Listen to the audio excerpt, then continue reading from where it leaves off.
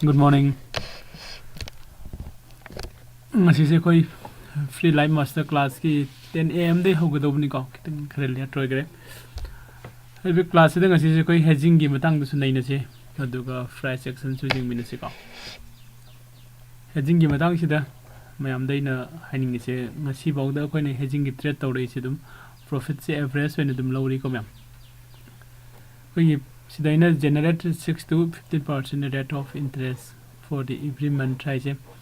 mingom da paisa pitho ga natraga koina mi made invest tawraga tan ga doba adi generate taw ga doba amount te ko myam isana isagi kogi trading account nama open tawra matung da aigi paisa mingom da putho ga doba paisa du hariba trading account du thamaga aigi loine na trade se tomina ga damne ko do sagi trade se tawr ko matam sida koina kram makhan gi trade taw ga dagi haibuduni myam ko haise mak कर्म मखंग trade तौगदगे हारकांदा मयाम दैना हाइजनिंग इसे कोई option द naked trade तौब नतब hedging द trade तौब को हेड सेम सेम कोई ट्रेड तौमिनसे हाइरिबे ट्रेड से तौब मतमदा ngasi bawda dum koi kanu se dum success when dum challi haine lobu yai ko loss oiba yawi ko kitang khak hogi lawthok ko matam sogi ba haitare ngai thong ngai sin kharang ngamnak taba matang jaw matam da koi loss oiba yawi loss oi oide habdi yade ko ado handa ki week sigi oina highest da koi gi hedging da profit logi base ko koi gi angang amagi koi whatsapp group ta share tawrok da sini ko legi madan gini mai 13,838 ko lot ani da heads tawbne lot ani da heads tawba se lupa lak ani yogde ko lak amaga 1 lakh sen da 20,000 30,000 dai mungtani ko do week amada ma dum 13 dum logi ko adu de khoi I hope kan se khoi 6 to 15% se ma week amada hen gare natra adu aina sida iri sida average ta hai bani ko average ta 6 to 15% hai bani per month ko adu sigi generate se tawba ngamna ba khoi hona minase ko adu gi hedging kai no khang minase kana gumba video si ahan ba jing ba mi yauragadi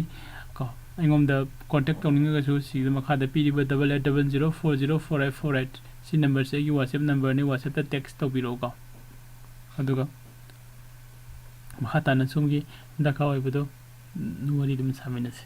ye ko adu koi hedging haise kaino adu ge hedging sida koi hedging gi matang sida koi kari karamba makhan gi hedging se naina ge haiba lai ko sida haji phawda koi na naina ri be hedging si makhan yamna koi naina ko bearput spread naina bearput spread bullcon spread naina ko bullput spread naina buy con buy put natra fisher buy fisher sell ko iron butterfly long ko long iron butterfly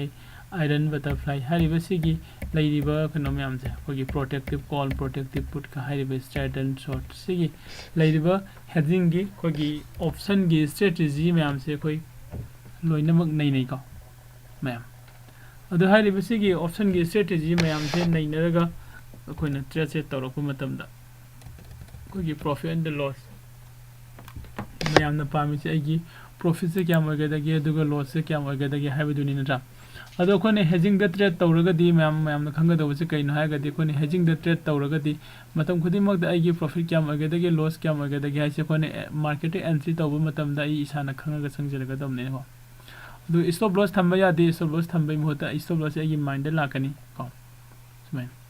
ado kone hedging kai do bagi tawga tino ko ado atoppa question na mano wajai di inong no ba kano ne ai hedging tawba ya ga dra habi lai ko hedging tawba yai ado kitang khak kui control tawbam di changi koina naked option da trade tawba matam da loss oidi ba mayam se naked option da trade tawba matam da loss oidi se sidagi ko koina hedging da trade tawraga di ko gi loss oidi ba singche ayamna save tawba ngam me haibani aina igi ko gi trade ko trading stock market sida ina trade tawba sida igi career se semning ai features se sida semning hairigadi koina khwaidagi main oiba kano se ko aina hoji phawda thengna ko matam da koi hedging se khangmina raga hedging da trade tawba aduna khwaidagi best oi ko mya da koi gi si group sida su koina tawri se kaino hairigadi ko ꯑꯩꯈꯣꯏꯒꯤ ꯍꯦꯗꯖꯤꯡ ꯇꯧꯕ ꯃꯇꯝꯁꯤꯗ ꯀꯅꯥꯒꯨꯝꯕ ꯈꯔꯅ ꯍꯦꯗꯖꯤꯡꯒꯤ ꯑꯩꯈꯣꯏꯒꯤ class ꯌꯥꯎꯔꯒ ꯍꯦꯗꯖꯤꯡꯒꯤ ꯀꯩꯅꯣꯁꯦ ꯍꯥꯏꯗꯤ ꯀ꯭ꯂꯥꯁꯁꯦ ꯖꯣꯏꯟ ꯇꯧꯔꯒ ꯑꯩꯈꯣꯏ ꯄꯨꯟꯅ ꯍꯦꯗꯖꯤꯡꯒꯤ ꯇ꯭ꯔꯦꯠꯁꯦ ꯂꯧꯃꯤꯟꯅꯕ ꯌꯥꯎꯏ ꯀꯣ ꯍꯦꯗꯖꯤꯡꯒꯤ ꯀ꯭ꯂꯥꯁ ꯀꯅꯥꯒꯨꯝꯕꯅ ꯌꯥꯎꯖꯒꯦ ꯍꯥꯏꯔꯒꯗꯤ 10,000 rupeesꯅꯤꯀꯣ ꯃꯥꯒꯤ ꯑꯩꯈꯣꯏꯒꯤ ꯀꯣꯔꯁ ꯐꯤꯁꯦ ꯑꯗꯣ ꯀꯅꯥꯒꯨꯝꯕ ꯈꯔꯅ ꯁꯥꯔ ꯑꯩꯗꯤ ꯇ꯭ꯔꯦꯠꯁꯨ ꯇꯧꯕꯁꯨ ꯍꯩꯔꯦ ꯑꯗꯨꯒ ꯍꯦꯗꯖꯤꯡꯁꯨ ꯀꯕꯛ ꯑꯗꯨꯝ ꯈꯪꯖꯩ ꯀꯣ ꯑꯗꯨꯒ ꯑꯩꯒꯤ Zerodha ꯑꯦꯀꯥꯎꯟꯁꯨ ꯂꯩꯖꯔꯦ ꯑꯗꯨꯒ ꯑꯩꯒꯤ ꯑꯦꯃꯥꯎꯟꯁꯨ ꯂꯩ ꯖꯁ ꯑꯩ ꯍꯦꯗꯖ ꯇꯧꯕ ꯈꯇꯪ ꯍꯦꯗꯖꯤꯡ ꯂꯧꯕ ꯈꯇꯪꯒꯤ ꯄꯥꯝꯖꯩ ꯍꯥꯏꯔꯒꯁꯨ ꯀꯣ ꯑꯗꯨꯁꯨ ꯑꯩꯈꯣꯏꯒ ꯑꯗꯨꯝ ꯄꯨꯟꯅ ꯇꯧꯕ ꯌꯥꯏ ꯑꯩꯒꯤ WhatsApp ꯅꯝꯕꯔꯗꯨꯗ ꯀꯣ ꯇꯦꯛꯁ ꯇꯧꯕꯤꯔꯛꯑꯣ ꯑꯗꯨꯒ ꯑꯩꯈꯣꯏ ꯄꯨꯟꯅ ꯉꯁꯥꯏꯒꯤ ꯑꯩꯈꯣꯏꯅ ꯍꯦꯗꯖꯤꯡ ꯂꯧꯕ ꯅꯨꯃꯤꯠꯁꯦ ꯁꯤꯗ ꯑꯩꯈꯣꯏ ꯄꯨꯟꯅ ꯂꯧꯃꯤꯟꯅꯁꯦ ꯀꯣ ꯑꯗꯣ ꯑꯩꯈꯣꯏꯅ ꯍꯦꯗꯖꯤꯡ ꯂꯧꯕꯁꯦ ꯀꯣ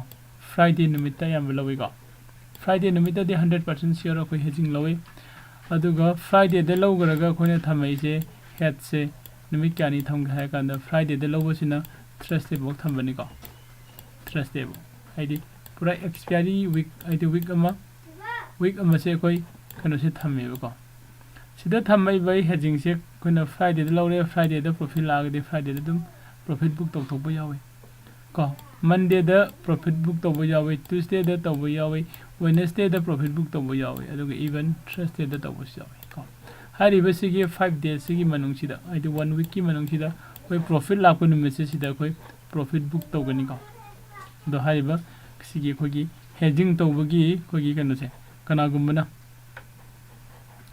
ꯖꯣꯏꯟ ꯇꯧꯅꯤꯡꯕ ꯌꯥꯎꯕꯤꯅꯤꯡꯕ ꯂꯩꯔꯒꯁꯨ ꯀꯣ ꯀꯣꯟꯇꯦꯛ ꯇꯧꯕꯤꯔꯣ ꯀꯣ ꯍꯥꯏꯗꯤ ꯁꯤꯗ ꯑꯩꯈꯣꯏ ꯀꯩꯅꯣ ꯂꯩꯇꯦ ꯉꯁꯥꯏꯒꯤ ꯀ꯭ꯂꯥꯁ ꯖꯣꯏꯟ ꯇꯧꯒꯦ ꯍꯥꯏꯔꯒꯗꯤ ꯄꯦꯠ ꯁꯔꯚꯤꯁꯇ ꯂꯩꯀꯣ ꯅꯠꯇꯕꯗꯗꯤ ꯑꯩꯈꯣꯏ ꯍꯦꯗꯁ ꯄꯨꯟꯅ ꯇꯧꯃꯤꯟꯅꯁꯤ ꯍꯥꯏꯕꯒꯤꯗꯤ ꯐ꯭री ꯑꯣꯐ ꯀꯣꯁꯅꯦ ꯃꯌꯥꯝ ꯀꯣ ꯁꯨꯃꯥꯏꯅ ꯇꯧꯔꯒ ꯌꯥꯎꯔꯛꯄ ꯌꯥꯒꯅꯤ ꯑꯗꯨꯒ ꯃꯦꯟ ꯑꯣꯏꯅ ꯑꯩꯈꯣꯏꯅ ꯍꯦꯗꯖꯤꯡꯗ ꯌꯥꯝꯅ ꯑꯩꯈꯣꯏꯅ ꯑꯩꯅ ꯋꯤꯛ ꯈꯨꯗꯤꯡꯒꯤ ꯃꯌꯥꯝꯗ ꯍꯥꯏꯖꯩꯁꯤ ꯀꯩꯅꯣ ꯍꯥꯏꯔꯒꯗꯤ ꯑꯩꯈꯣꯏ ꯍꯦꯗꯖꯤꯡꯗ ꯑꯩꯈꯣꯏꯅ ꯃꯦꯟ ꯑꯣꯏꯅ ꯑꯩꯈꯣꯏꯅ ꯊꯝꯃꯤꯕ ꯊꯤꯝꯁꯤ ꯀꯔꯤꯅꯣ ꯍꯥꯏꯔꯒꯗꯤ ꯑꯩꯈꯣꯏꯅ ꯁ꯭ꯇꯣꯛ ꯃꯥꯔꯀꯦꯠꯁꯤꯗ ꯑꯩꯒꯤ ꯀꯦꯔꯤꯌꯔ ꯁꯦꯝꯒꯦ ꯍꯥꯏꯅ ꯂꯥꯛꯑꯒꯗꯤ ꯀꯣ ꯑꯩꯒꯤ ꯀꯦꯔꯤꯌꯔ ꯁꯦꯝꯕ ꯍꯥꯏꯁꯦ ꯁꯤꯗ ꯑꯩꯅ ꯂꯥꯏꯟ ꯆꯤꯡꯉꯤ ꯁꯨꯃꯥꯏꯅ ꯏꯁꯇ꯭ꯔꯦꯠꯇ ꯃꯇꯝ ꯈꯨꯗꯤꯡꯃꯛꯇ ꯁꯛꯁꯦꯁ ꯑꯣꯏꯔꯒ ꯆꯠꯂꯣ ꯍꯥꯏꯕꯗꯤ ꯌꯥꯔꯣꯏꯀꯣ ꯀꯣ ꯈꯔ ꯑꯗꯨꯝ ꯑꯞ ꯗꯥꯎꯟ ꯇꯧꯔꯒ ꯆꯠꯈꯤꯗꯣꯏꯅꯤꯀꯣ ꯁꯤꯒꯤ ꯆꯠꯂꯤꯁꯦ ꯑꯩꯈꯣꯏ ꯈꯥꯡꯕ ꯇꯥꯕꯅꯤ ꯅꯠꯇ꯭ꯔꯥ ꯅꯝꯕꯔ 1 ꯑꯩ ꯁꯛꯁꯦꯁꯁꯨ ꯑꯣꯏꯅꯤ ꯐꯦꯜꯁꯨ ꯑꯣꯏꯅꯤ ꯑꯗꯨꯕꯨ ꯑꯩꯈꯣꯏꯅ ꯅꯦꯀꯦꯠꯇ ꯑꯣꯞꯁꯟ ꯇꯧꯔꯒꯗꯤ ꯐꯦꯜꯅ ꯍꯦꯟꯅ ꯃꯁꯤꯡ ꯌꯥꯝꯃꯛꯀꯅꯤ ꯀꯣ ꯑꯩꯈꯣꯏ ꯅꯧꯔꯤꯉꯩꯗ ꯁꯛꯁꯦꯁꯅ ꯍꯟꯊꯔꯛꯀꯅꯤꯀꯣ ꯑꯗꯣ ꯁꯤꯗ ꯑꯩꯈꯣꯏꯅ ꯍꯦꯗꯖꯤꯡꯗ ꯇ꯭ꯔꯦꯠ ꯇꯧꯔꯒꯗꯤ ꯁꯛꯁꯦꯁꯅ ꯍꯦꯟꯒꯅꯤ ꯑꯗꯨꯒ ꯂꯣꯁꯅ ꯌꯥꯝꯃꯣꯏꯀꯣ ꯍꯥꯏꯕꯗꯤ ꯑꯩ ꯄꯨꯔꯥ ꯐꯨꯜ ꯀꯟꯐꯤꯗꯦꯟꯁꯇ ꯍꯥꯏꯕ ꯉꯝꯃꯦ ꯀꯩꯅꯣ ꯑꯩꯈꯣꯏꯅ ꯍꯦꯗꯖꯤꯡ ꯁꯤꯖꯤꯟꯅꯔꯒ ꯇ꯭ꯔꯦꯠꯁꯦ ꯇꯧꯔꯕ ꯑꯗꯨ ꯑꯣꯏꯇꯥꯔꯗꯤ ꯑꯩꯒꯤ ꯂꯣꯁ ꯑꯣꯏꯕꯒꯤ ꯆꯥꯟꯁꯦꯁꯁꯦ ꯌꯥꯝꯅ ꯅꯦꯝꯃꯦ ꯍꯥꯏꯕꯀꯣ ꯑꯣꯀꯦ ꯁꯤꯃ ꯂꯩ ꯑꯗꯣ ꯉꯁꯥꯏ ꯑꯩꯈꯣꯏꯅ ꯑꯩꯒꯤ ꯀꯩꯅꯣꯁꯤꯗ ꯑꯩꯒꯤ ꯀꯦꯔꯤꯌꯔꯁꯦ ꯀꯣ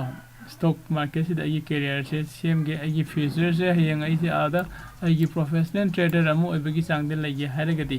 ꯁꯤꯒꯤ ꯋꯦꯁꯤꯅꯤ ꯑꯩꯈꯣꯏꯅ ꯀꯥꯈꯠꯇꯣꯏꯁꯦ ꯀꯣ ꯁꯤꯒꯤ ꯋꯦꯁꯦ ꯀꯥꯕ ꯃꯇꯝꯗ ꯑꯩꯁꯦ ꯇ꯭ꯔꯦꯠꯁꯦ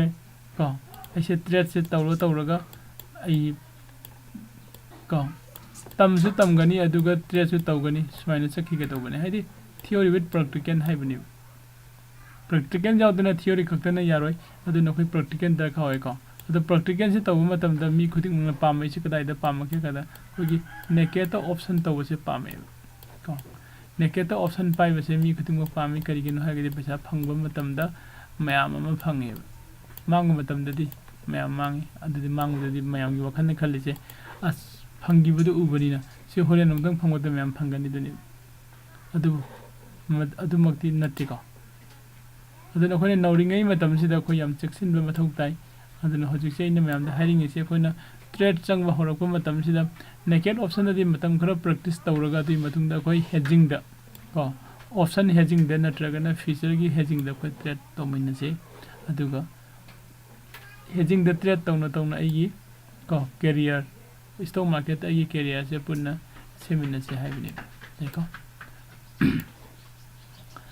ꯁ꯭ꯇꯣꯛ ꯃꯥꯔꯀꯦꯠꯇ ꯑꯩꯈꯣꯏꯅ ꯀꯦꯔꯤꯌꯔ ꯁꯦꯝꯒꯦ ꯍꯥꯏꯔꯒꯗꯤ ꯂꯥꯛꯀꯗꯣꯏꯁꯤ ꯀꯩꯅꯣ ꯍꯥꯏꯔꯒꯗꯤ ꯑꯩꯈꯣꯏꯅ ꯉꯁꯥꯏꯒꯤ ꯐꯥꯔꯁꯇ ꯑꯩꯁꯦ ꯏꯟꯗꯤꯄꯦꯟꯗꯦꯟ ꯇ꯭ꯔꯦꯗꯔ ꯑꯃ ꯑꯣꯏꯕ ꯉꯝꯅꯅꯕ ꯍꯣꯠꯅꯕ ꯃꯊꯧ ꯇꯥꯏꯀꯣ ꯑꯩꯅ ꯏꯟꯗꯤꯄꯦꯟꯗꯦꯟ ꯇ꯭ꯔꯦꯗꯔ ꯑꯃ ꯑꯣꯏꯒꯦ ꯍꯥꯏꯔꯒꯗꯤ ꯑꯩ ꯀꯩꯗꯧꯕ ꯇꯥꯏ ꯑꯩ ꯇꯦꯛꯅꯤꯀꯦꯜ ꯑꯦꯅꯥꯂꯥꯏꯁꯤꯁꯁꯦ ꯐꯖꯅ ꯅꯩꯅꯕ ꯑꯃ ꯃꯊꯧ ꯇꯥꯏ ꯈꯪꯕ ꯑꯃ ꯗꯔꯀꯥꯔ ꯑꯣꯏꯔꯤꯕ ꯑꯗꯣ ꯑꯩꯅ ꯇꯦꯛꯅꯤꯀꯦꯜ ꯑꯦꯅꯥꯂꯥꯏꯁꯤꯁꯁꯦ ꯐꯖꯅ ꯈꯪꯒꯦ ꯍꯥꯏꯔꯒꯗꯤ ꯀꯩꯅꯣ ꯗꯔꯀꯥꯔ ꯑꯣꯏꯁꯦ ꯀꯣ ꯑꯩ ꯇꯝꯕ ꯗꯔꯀꯥꯔ ꯑꯣꯏ ꯀꯣ ꯇꯝꯕ ꯍꯥꯏꯔꯀꯥꯟꯗ ꯇ꯭ꯔꯦꯅꯔꯗꯒꯤ ꯅꯠꯇ꯭ꯔꯒ ꯑꯣꯖꯥꯗꯒꯤ ꯅꯠꯇ꯭ꯔꯒ ꯑꯩꯒꯤ ꯐ꯭ꯔꯦꯟꯗꯒꯤ ꯀꯣ ꯌꯨꯇ꯭ꯌꯨꯕꯇꯒꯤ ꯀꯩꯗꯒꯤ ꯇꯝꯕꯗꯨ ꯈꯛꯇ ꯅꯠꯇꯦꯀꯣ ꯃꯌꯥꯝ ꯇꯦꯛꯅꯤꯀꯦꯜ ꯑꯦꯅꯥꯂꯥꯏꯁꯤꯁꯀꯤ ꯂꯩꯔꯤꯕ ꯆꯥꯔꯠ ꯄꯦꯇꯔꯟ ꯀꯣ ꯑꯗꯩꯗꯤ ꯑꯩꯈꯣꯏꯒꯤ ꯀꯦꯟꯗꯜꯁꯇꯤꯛꯀꯤ ꯃꯥꯒꯤ ꯐꯣꯔꯝ ꯂꯩꯔꯤꯕꯁꯤꯡꯁꯤꯗꯤ ꯅꯣꯡꯃꯗ ꯑꯩꯅ ꯄꯨꯂꯞ ꯇꯥꯛꯊꯣꯛꯑꯁꯨ ꯉꯝꯃꯤꯀꯣ ꯂꯣꯏꯅ ꯑꯗꯨꯕꯨ ꯃꯗꯨꯃꯛꯅ ꯅꯪ ꯂꯣꯏꯅ ꯍꯩꯔꯒꯗ꯭ꯔꯥ ꯍꯥꯏꯔꯒꯗꯤ ꯍꯩꯕ ꯌꯥꯔꯣꯏꯀꯣ ꯍꯥꯏꯔꯤꯕꯁꯤꯡꯗꯣ ꯑꯩꯈꯣꯏ ꯖꯁ ꯊꯤꯑꯣꯔꯤꯅꯤ ꯅꯪꯅ ꯇꯝꯃꯛꯏꯗꯣ ꯄ꯭ꯔꯦꯛꯇꯤꯀꯦꯜꯗꯤ ꯑꯩꯈꯣꯏ ꯀꯗꯥꯏꯗ ꯐꯪꯒꯅꯤ ꯍꯥꯏ ꯀꯥꯟꯗ ꯂꯥꯏꯐꯇ ꯇ꯭ꯔꯦꯠ ꯇꯧꯔꯕ ꯃꯇꯨꯡꯗ ꯍꯥꯏꯗꯤ ꯅꯪꯅ ꯂꯥꯏꯐꯇ ꯇ꯭ꯔꯦꯠ ꯇꯧꯔꯤꯉꯩ ꯃꯅꯨꯡꯁꯦ ꯁꯤꯗ ꯅꯪꯒꯤ ꯂꯥꯏꯐ ꯃꯥꯔꯀꯦꯠꯇꯒꯤ ꯀꯣ ꯇꯝꯒꯗꯧꯕ ꯃꯌꯥꯝ ꯑꯃ ꯍꯥꯏꯗꯤ ꯉꯁꯥꯏ ꯑꯩꯈꯣꯏ ꯁꯣꯝꯗ ꯑꯩꯈꯣꯏꯅ ꯆꯥꯔꯠ ꯄꯦꯇꯔꯟꯗ ꯀꯣ ꯑꯩꯈꯣꯏꯒꯤ ꯗꯤꯀ꯭ꯔꯤꯖꯤꯡ ꯇ꯭ꯔꯥꯏꯡꯒꯜ ꯐꯣꯝ ꯇꯧꯔꯦꯅ ꯂꯧꯔꯁꯦ ꯍꯥꯏꯔꯤꯕ ꯗꯤꯀ꯭ꯔꯤꯖꯤꯡ ꯇ꯭ꯔꯥꯏꯡꯒꯜ ꯐꯣꯝ ꯇꯧꯔꯛꯄꯁꯦ ꯑꯩꯈꯣꯏ ꯆꯥꯔꯠꯇꯒꯤ ꯎꯕ ꯐꯪꯗꯣꯏꯅꯦꯕ ꯆꯥꯔꯠꯇꯒꯤ ꯎꯕ ꯐꯪꯗꯣꯏꯅꯤ ꯆꯥꯔꯠꯁꯤꯗ ꯑꯩꯈꯣꯏꯅ ꯌꯦꯡꯀꯥꯟꯗ ꯑꯣꯀꯦ ꯁꯤꯗ ꯗꯤꯀ꯭ꯔꯤꯖꯤꯡ ꯇ꯭ꯔꯥꯏꯡꯒꯜ ꯐꯣꯝ ꯇꯧꯔꯦ ꯁꯤꯗꯤ ꯃꯥꯔꯀꯦꯠꯁꯦ ꯃꯈꯥꯔꯣꯝꯗ ꯀꯨꯝꯃꯛꯄ ꯌꯥꯕꯒꯤ ꯆꯥꯟꯁꯦꯁ ꯂꯩ ꯁꯤꯗꯤ ꯅꯪꯅ ꯗꯥꯏꯔꯦꯛ ꯅꯪꯒꯤ ꯂꯥꯏꯐ ꯃꯥꯔꯀꯦꯠꯇ ꯎꯒꯗꯕ ꯄꯣꯠꯅꯤ ꯁꯨꯃꯥꯏꯅ ꯑꯩꯈꯣꯏ ꯇꯝꯒꯗꯧꯕ ꯃꯌꯥꯝ ꯑꯃ ꯂꯥꯏꯐ ꯃꯥꯔꯀꯦꯠꯇꯒꯤ ꯇꯝꯒꯗꯧꯕ ꯃꯌꯥꯝ ꯑꯃ ꯂꯩꯕꯅ ꯉꯁꯥꯏꯒꯤ ꯅꯪꯅ ꯇꯦꯛꯅꯤꯀꯦꯜ ꯑꯦꯅꯥꯂꯥꯏꯁꯤꯁꯇ ꯍꯩꯅꯕ ꯍꯣꯠꯅꯔꯛꯄ ꯃꯇꯝꯗ 3 to 4 yearsꯁꯤ ꯅꯪꯉꯣꯟꯗ ꯆꯪꯒꯅꯤ ꯀꯣ ꯁꯤꯒꯤ 3 to 4 yearsꯁꯦ ꯅꯪꯅ ꯕꯦꯔꯤꯌꯔ ꯇꯧꯕ ꯉꯝꯗ꯭ꯔꯒꯗꯤ ꯀꯣ ꯆꯍꯤ 3-4ꯁꯤ ꯅꯪꯅ ꯈꯥꯡꯉꯒ ꯂꯩꯕ ꯉꯝꯗ꯭ꯔꯒꯗꯤ ꯅꯪ ꯏꯁꯇꯣꯛ ꯃꯥꯔꯀꯦꯠꯇꯒꯤ ꯑꯥꯎꯠ ꯑꯣꯏꯒꯅꯤꯀꯣ ꯑꯥꯎꯠ ꯑꯣꯏꯈ꯭ꯔꯒꯗꯤ ꯅꯪꯅ ꯍꯥꯏꯔꯝꯗꯣꯏꯗꯣ ꯑꯁ ꯁꯤꯗꯤ ꯑꯩꯒꯤ ꯆꯥꯅꯕ ꯅꯠꯇꯦ ꯌꯥꯝ ꯄꯩꯁా ꯃꯥꯡꯕ ꯊꯕꯛꯅꯤ ꯍꯥꯏꯅꯀꯣ ꯑꯗꯣ ꯁꯤꯃꯛꯁꯦ ꯊꯣꯛꯇꯅꯕ ꯑꯩꯈꯣꯏ ꯀꯩ ꯇꯧꯕ ꯌꯥꯒꯦ ꯍꯥꯏꯔꯒꯗꯤ ꯑꯩꯈꯣꯏꯅ ꯏꯁꯇꯣꯛ ꯃꯥꯔꯀꯦꯠꯇ ꯇ꯭ꯔꯦꯠ ꯇꯧꯕ ꯃꯇꯝꯗ ꯑꯩꯈꯣꯏ ꯍꯦꯗꯖꯤꯡ ꯇꯧꯃꯤꯟꯅꯁꯤ ꯍꯦꯗꯖꯤꯡ ꯇꯧꯕ ꯃꯇꯝꯗ ꯅꯪꯒꯤ ꯄꯣꯀꯦꯠ ꯃꯅꯤ ꯈꯔ ꯑꯗꯨꯝ ꯐꯪꯒꯅꯤ ꯃꯟꯊꯂꯤ ꯄꯣꯀꯦꯠ ꯃꯅꯤ ꯑꯣꯀꯦ ꯃꯟꯊꯂꯤ ꯄꯣꯀꯦꯠ ꯃꯅꯤ ꯌꯥ ꯋꯤꯛꯂꯤ ꯄꯣꯀꯦꯠ ꯃꯅꯤ ꯈꯔ ꯑꯗꯨꯝ ꯐꯪꯒꯅꯤ ꯑꯗꯨꯒ ꯂꯣꯏꯅꯅ ꯃꯥꯔꯀꯦꯠꯇ ꯂꯔꯟ ꯇꯧꯔ ꯆꯠꯄ ꯌꯥꯕꯒꯤ ꯈꯨꯗꯣꯡꯆꯥꯕꯁꯨ ꯐꯪꯒꯅꯤ ꯀꯣ ꯅꯪꯅ ꯆꯍꯤ 4ꯁꯤ ꯐꯖꯅ ꯍꯦꯗꯖꯤꯡ ꯇꯧꯔꯒ ꯆꯠꯈꯤꯕꯗ ꯅꯪꯒꯤ ꯀꯩꯅꯣꯒꯤ ꯏꯟꯀꯝ ꯃꯟꯊꯂꯤ ꯏꯟꯀꯝꯁꯨ ꯃꯌꯥꯝ ꯍꯦꯟꯒꯠꯂꯛꯀꯅꯤꯀꯣ ꯕꯤꯂꯤꯞ ꯇꯧꯕꯤꯌꯨ ꯑꯗꯨꯒ ꯑꯩꯈꯣꯏꯒꯤ ꯍꯥꯏꯔꯤꯕꯁꯤꯒꯤ ꯍꯦꯗꯖꯤꯡꯒꯤ ꯀꯩꯅꯣꯁꯦ ꯍꯥꯏꯗꯤ ꯒ꯭ꯔꯨꯞ ꯀꯣ ꯋꯥꯆꯦꯞ ꯒ꯭ꯔꯨꯞ ꯂꯩ ꯖꯣꯏꯟ ꯇꯧꯕꯤꯔꯛꯑꯣ ꯋꯥꯆꯦꯞ ꯒ꯭ꯔꯨꯞꯁꯦ ꯖꯣꯏꯟ ꯇꯧꯕ ꯃꯇꯝꯗ ꯐꯥꯔꯁꯇ ꯑꯩꯉꯣꯟꯗ ꯇꯦꯛꯁ ꯇꯧꯕꯤꯔꯛꯑꯣ ꯋꯥꯆꯦꯞꯇꯀꯣ ꯑꯗꯨꯒ ꯋꯥꯔꯤ ꯁꯥꯔꯒ ꯑꯩꯒꯤ ꯋꯥꯆꯦꯞ ꯒ꯭ꯔꯨꯞꯁꯤꯗ ꯑꯦꯗ ꯇꯧꯖꯔꯛꯀꯦ ꯌꯥꯒꯅꯤꯀꯣ ꯃꯌꯥꯝ ꯑꯗꯣ ꯉꯁꯥꯏꯒꯤ ꯑꯩꯈꯣꯏꯅ ꯍꯦꯗꯖꯤꯡꯁꯤꯗ ꯑꯩꯈꯣꯏꯅ ꯇ꯭ꯔꯦꯠ ꯇꯧꯕ ꯃꯇꯝꯗ ꯍꯧꯖꯤꯛꯐꯥꯎꯗ ꯈ꯭ꯋꯥꯏꯗꯒꯤ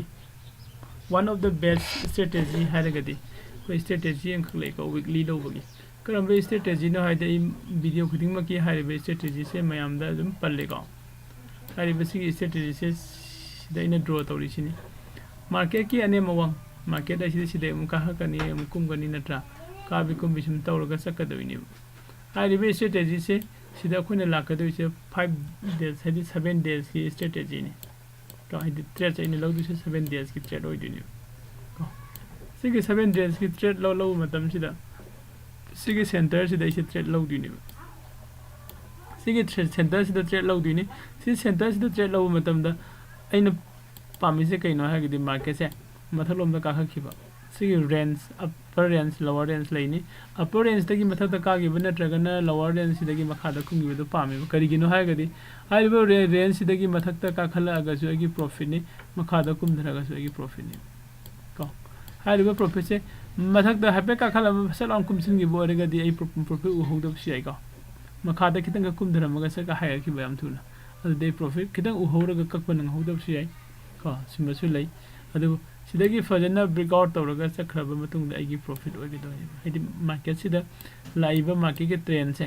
ꯁꯤꯁꯦ ꯁꯥꯏꯠ ꯋꯦ ꯆꯠꯂꯒꯗꯤ ꯑꯩ ꯂꯣꯁ ꯑꯣꯏꯗꯣꯏꯅꯤ ꯑꯗꯨꯒ ꯑꯞ ꯑꯦꯟꯗ ꯗꯥꯎꯟꯗ ꯂꯥꯛꯑꯒꯅ ꯑꯩꯒꯤ ꯄ꯭ꯔꯣꯐꯤꯠꯅꯦꯕ ꯍꯥꯏꯔꯤꯕꯁꯤꯒꯤ ꯑꯞ ꯑꯦꯟ ꯗꯥꯎꯟꯁꯦ ꯀꯣ ꯋꯤꯗꯤꯟ 1 weekꯁꯀꯤ ꯑꯣꯏꯒꯗꯕꯅꯦꯕ ꯀꯣ ꯑꯗꯨꯅ ꯑꯩꯈꯣꯏꯅ ꯋꯤꯛ ꯑꯃꯒꯤ ꯃꯅꯨꯡꯗ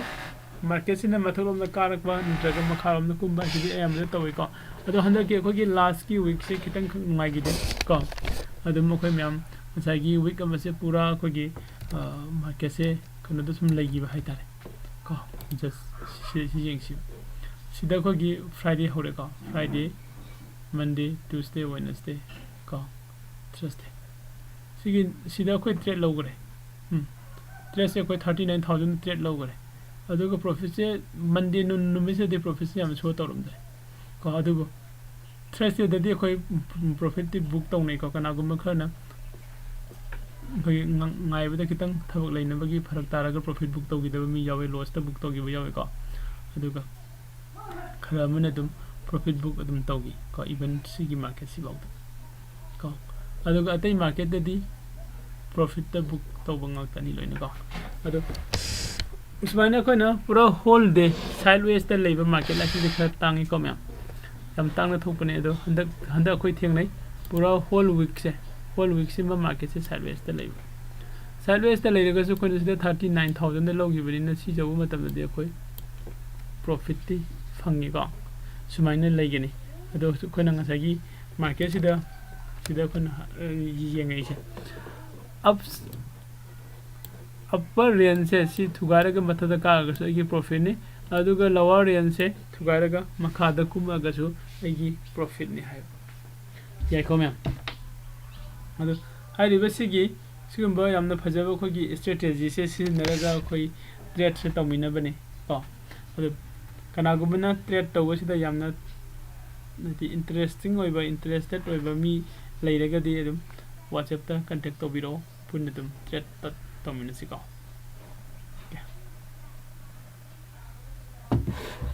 kanagumba question hangning khoppa leirasu khogi comment section da comment tobirappa yagani ozare mama sida khogi chaliba ngasagi upper range and the lower range ko tai si mukamuk loina muthake ko suppose hojiki khoina weekly loriba trade se sigi ngasagi hedging sigi matangda haibetang discussion tawminasi ko hariba sigi discussion se tawra matungda khoi yengse magi profit and loss se kamaina tawba yage okay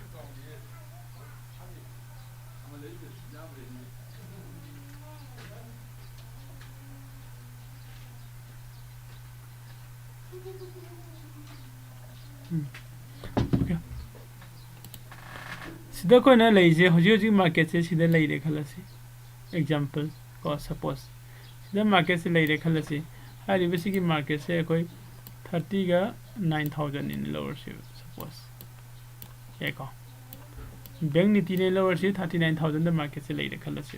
sida hi hedging se lower tini mem ko ado hedging se lower matung da market se aina pami se kaino market se mathalom da haigala ko pame kadai bo haigala ko pame 39,000 se sida plus 500 taru ko hai bidi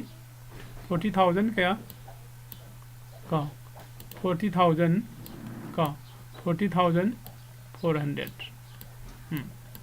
40,400 si ba se ka khala ba na traga sida gi hengala sakhar kan dai gi maximum profit lagtini eko ada makharom da su mu ngasa gi 39,000 se sida gi makharom da sana high thre khalasi man high thre pa se kadai ba high thre ka kan da 39,000 ko 38,500 for high thre 600 for zumbra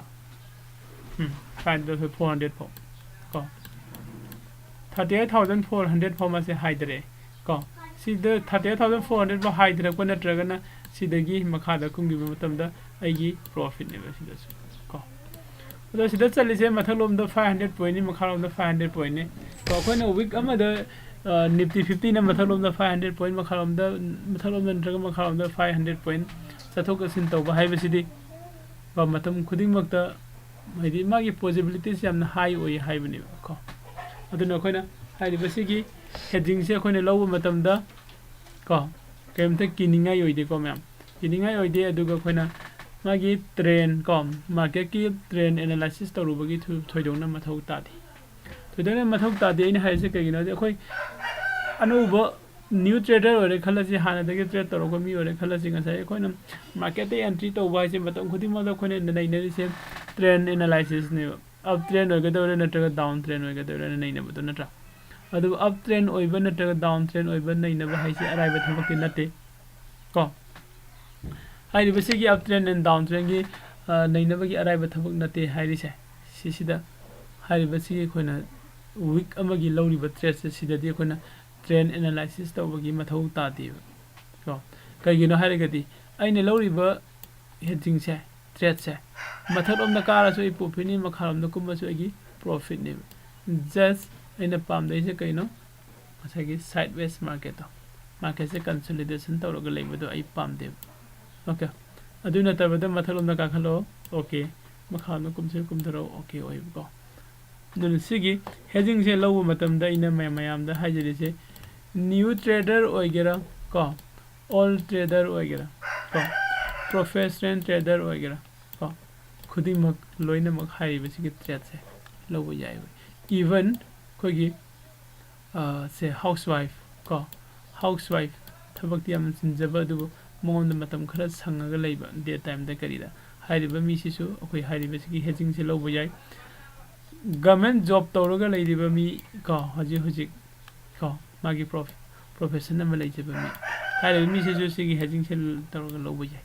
ꯀꯣ ꯑꯩꯈꯣꯏꯅ ꯃꯤꯉꯣꯟꯗ ꯁꯦꯟꯗꯣꯏꯗ ꯄꯩꯁꯥ ꯄꯤꯊꯣꯛꯑꯒ ꯄꯩꯁꯥꯗꯣ ꯃꯥꯡꯍꯟꯈꯤꯕꯒꯤ ꯃꯍꯨꯠꯇ ꯍꯦꯗꯖꯤꯡꯁꯦ ꯂꯧꯔꯒ ꯑꯩ ꯁꯤꯒꯤ ꯍꯦꯗꯖꯤꯡꯁꯦ ꯇꯝꯍꯧꯕꯗꯨꯅꯤ ꯍꯦꯟꯅ ꯐꯕ ꯑꯃ ꯂꯩ ꯀꯩꯒꯤꯅꯣ ꯍꯥꯏꯔꯒꯗꯤ ꯁꯤꯗ ꯑꯩꯅ ꯍꯦꯗꯖꯤꯡꯁꯦ ꯂꯧꯔꯒ ꯆꯪꯈꯤꯕ ꯍꯥꯏꯕꯁꯦ ꯑꯩꯒꯤ ꯀꯦꯔꯤꯌꯔꯁꯦ ꯁ꯭ꯇꯣꯛ ꯃꯥꯔꯀꯦꯠꯇꯁꯨ ꯀꯦꯔꯤꯌꯔ ꯁꯦꯝꯕ ꯍꯧꯗꯣꯏꯅꯤ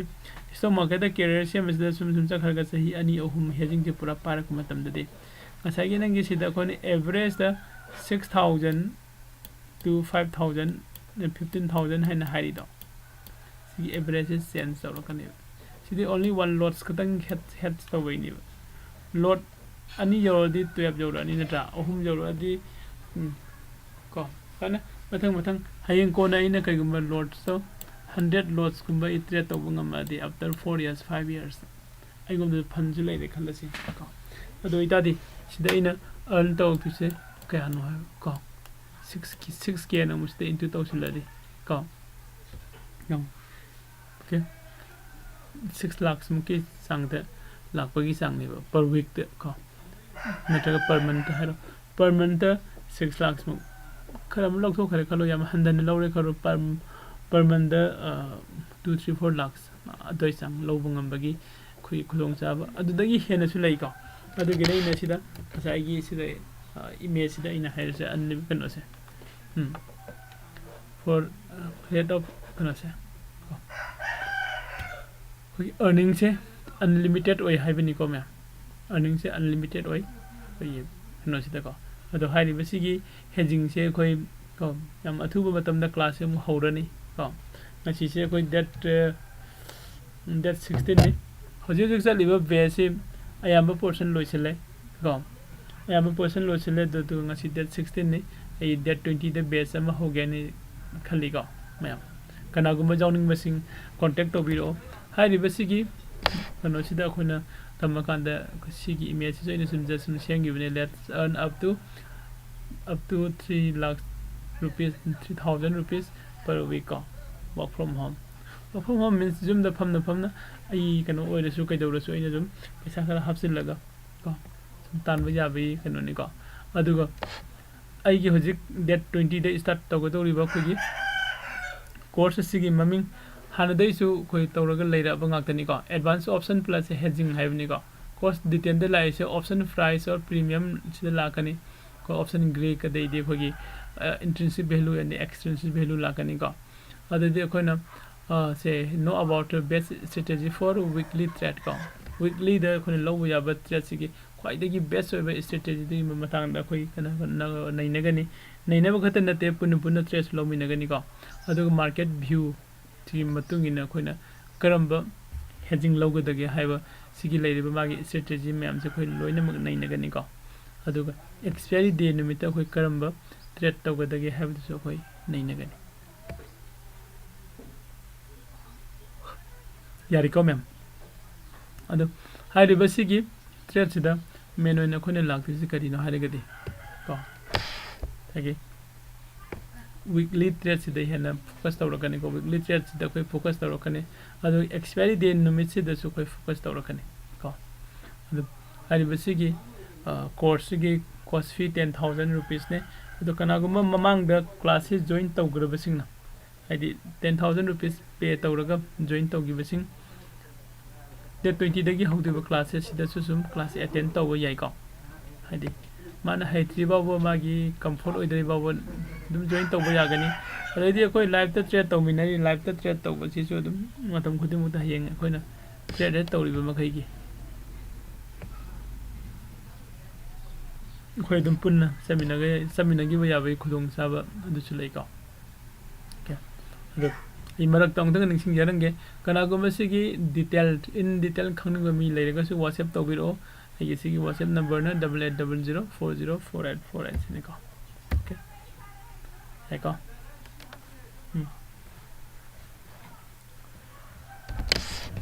ꯐꯔꯦ ꯑꯗꯨꯗꯤ ꯀꯣ ꯃꯌꯥꯝ ꯁ꯭ꯋꯥꯏꯗꯁꯨ ꯂꯣꯏꯁꯤꯟꯅꯕ ꯇꯧꯒꯦ ꯑꯗꯨ ꯂꯥꯁ ꯑꯣꯏꯅ ꯑꯩ ꯑꯃꯨꯛꯇꯪ ꯍꯥꯏꯖꯔꯝꯒꯦ ꯍꯥꯏꯔꯤꯕꯁꯤꯗ ꯑꯩꯅ ꯁꯤꯗ ꯂꯩꯔꯤꯕ ꯀꯩꯅꯣꯁꯤꯁꯨ ꯑꯩꯈꯣꯏꯒꯤ ꯁꯤꯒꯤ ꯍꯦꯗꯖꯤꯡꯒꯤ ꯀ꯭ꯂꯥꯁꯁꯤꯒꯤ ꯑꯗꯨꯝ ꯁꯦꯝꯈꯤꯕ ꯉꯥꯛꯇꯅꯤꯀꯣ opportunity that block can be your own boss ꯀꯥꯏꯅ ꯇꯧꯔꯝꯃꯤꯁꯦ training and support provided ꯀꯣ ꯑꯩꯒꯤ ꯁꯤꯗ 2000 rupees per week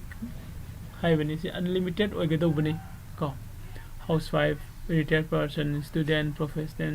ꯀꯣ businessman employees and unemployees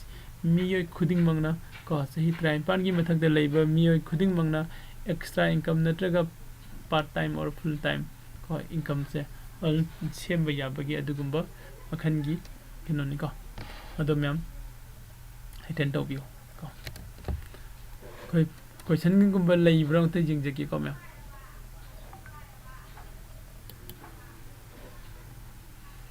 okay ꯊꯣꯏꯗꯣꯛꯅ ꯀꯩꯅꯣꯗꯤ ꯀꯃꯦꯟꯗꯤ ꯂꯥꯛꯇꯕ ꯃꯥꯜꯂꯦ ꯀꯅꯥꯒꯨꯝꯕ ꯀꯣꯏꯁꯟ ꯂꯩꯔꯒꯁꯨ ꯀꯃꯦꯟ ꯁꯦꯛꯁꯟꯗ ꯀꯃꯦꯟ ꯇꯧꯕꯤꯔꯛꯑꯣ ꯑꯗꯨ ꯅꯠꯇ꯭ꯔꯒꯅ ꯑꯩꯈꯣꯏꯒꯤ ꯋꯥꯆꯦꯞꯇ ꯗꯥꯏꯔꯦꯛ ꯑꯗꯨꯝ ꯇꯦꯛꯁ ꯇꯧꯕꯤꯔꯛꯑꯣꯀꯣ ꯑꯗꯣ ꯉꯁꯤꯗꯤ ꯁ꯭ꯋꯥꯏꯗ ꯂꯣꯏꯁꯤꯟꯖꯒꯦ ꯑꯗꯨꯒ ꯑꯩ ꯉꯥꯏꯍꯥꯛ ꯃꯤꯅꯤꯠ 4-5ꯒꯤ ꯃꯇꯨꯡꯗ ꯑꯩꯈꯣꯏꯒꯤ ꯄ꯭ꯔꯥꯏꯁ ꯁꯦꯛꯁꯟꯒꯤ ꯇꯣꯄꯤꯛ ꯑꯃꯈꯛ ꯄꯨꯔꯒ ꯀꯣ ꯂꯥꯏꯚꯇ ꯂꯥꯛꯆꯒꯦꯀꯣ ꯊꯦꯡꯛ ꯌꯨ ꯁꯣ ꯃꯆ